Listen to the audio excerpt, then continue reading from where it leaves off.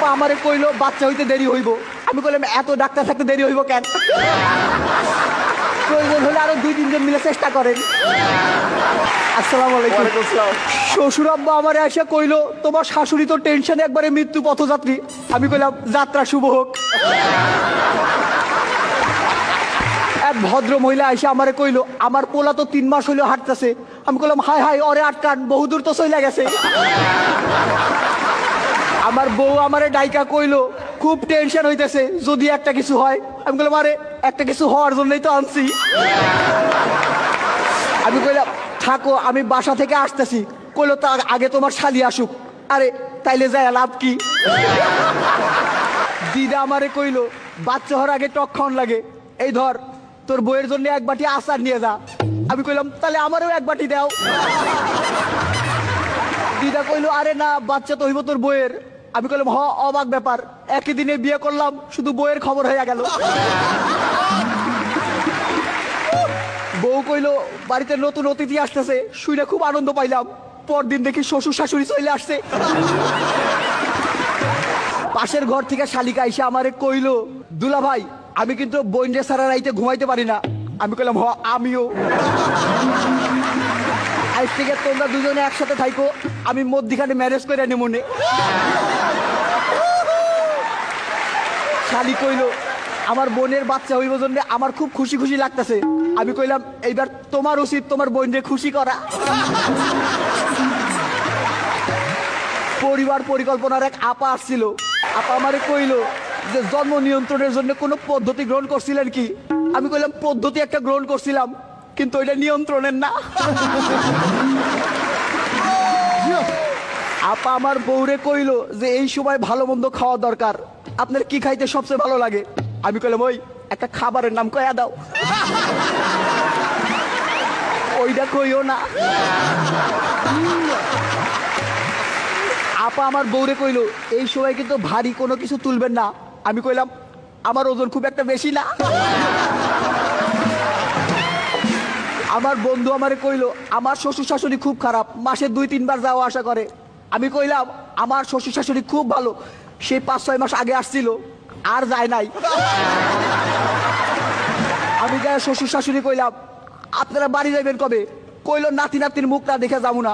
আমি কইলাম ঠিক আছে 2-3 দিনের মধ্যে একটা ব্যবস্থা করতেছি। হানিমুন থেকে ফিরেই তো বউরে হাসপাতালে পাঠানো যায় না, লোকজন কি মনে করবো, তাই বিস্তারিত একটু কইলাম।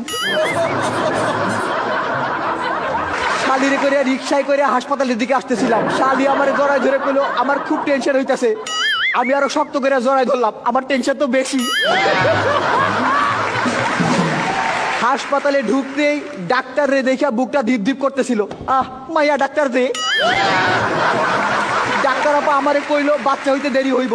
আমি কইলাম এত ডাক্তার থাকতে দেরি হইব কেন? প্রয়োজন হলে আরো 2-3 জন মিলে চেষ্টা করেন। টেনশনে কাঁপতেছিল আমার হাত, নড়তে লাগলো আমার চোখ, গরম হয়ে উঠলো মাথা। আমি দোয়া করলাম যে বাচ্চা জানি দেখতে আমার মতো হয়, দুষ্টু প্রতিবেশীর তো অভাব নাই। এমন সময় নার্স আইসা কইলো আপনার একটা ছেলে সন্তান হয়েছে। আমি কইলাম এত চেষ্টার পরে একটা? দাঁড়ান বউরে খবরটা দিয়ে আসতেছি। যাইয়া বাচ্চারে তো দেখে অবাক, এতদিন পরে হইলো তাও এত ছোট। এই বাচ্চারে পাল্টাই দেন, লিক হয়ে গেছে। বাচ্চার মুখ দেখে তো অবাক, একবারে দাদুর মতো। আরে দাঁত ছাড়া যে। শালি কইলো এই যে বাচ্চার চোখ দুইটা একবারে আমার বোনের মতো, কান দুইটাও একবারে আমার বোনের মতো, আর যে একটা কইলো না ওইটা তো আমার মতো।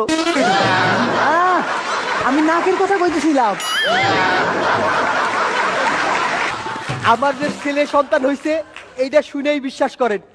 একটা ছোট্ট প্রমাণ আছে কিন্তু তা দেখাতে পারবো না। আরে ছবিটা যে নিয়ে আসি নাই। শ্বশুর শাশুড়ি কইলো একটা ভালো ছেলে খুঁজতেছি, ছোট মেয়েটারে এবার বিয়ে দিয়ে দিব। আমি কইলাম আরেকটা ভালো ছেলে খুঁজেন, আমার দ্বারাও বিয়ে দিব। পরিবার পরিকল্পনার পয়সা কইলো ভাইজান এই ভাবির স্বাস্থ্য খুব একটা ভালো না, এখন আর বাচ্চা কাচ্চা নিয়েন না। আমি কইলাম তা ঠিক আছে, কিন্তু যাদের স্বাস্থ্য ভালো তারা তো আর শুনবো না। বলে শোনেন, 2 বাচ্চার মধ্যে দূরত্ব রাখা দরকার। আমি বললাম ঠিক আছে, বাচ্চা আরেকটা হইলে 2টারে 2 জায়গায় পাঠাই দেবো। বলে শোনেন, বাচ্চার পুষ্টির জন্য মায়ের ভালো মন্দ খাওয়া দরকার।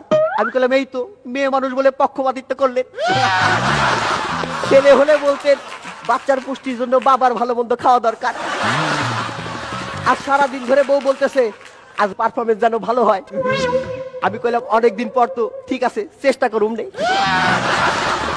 আজকের মতো আসতেছি, আসি।